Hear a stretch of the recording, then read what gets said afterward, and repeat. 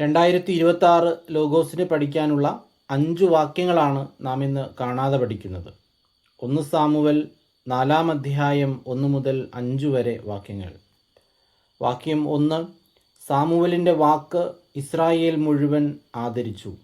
അക്കാലത്ത് ഫിലിസ്ത്യർ ഇസ്രായേലിനെതിരെ യുദ്ധത്തിനു വന്നു.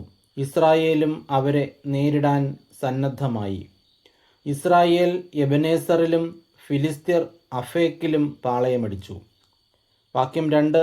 ഫിലിസ്ത്യർ ഇസ്രായേലിനെതിരെ അണിനിരന്നു. യുദ്ധത്തിൽ ഇസ്രായേല്യർ പരാജയപ്പെട്ടു.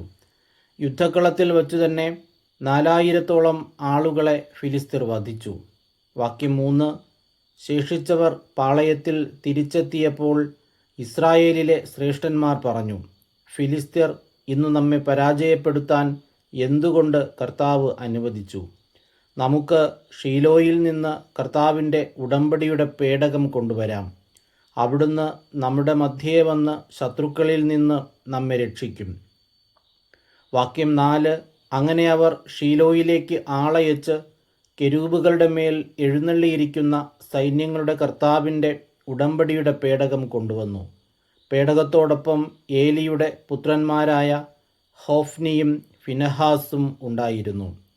വാക്യം 5. കർത്താവിൻ്റെ ഉടമ്പടിയുടെ പേടകം കൂടാരത്തിലെത്തിയപ്പോൾ ഇസ്രായേൽ മുഴുവൻ ആനന്ദം കൊണ്ട് ആർത്തു വിളിച്ചു.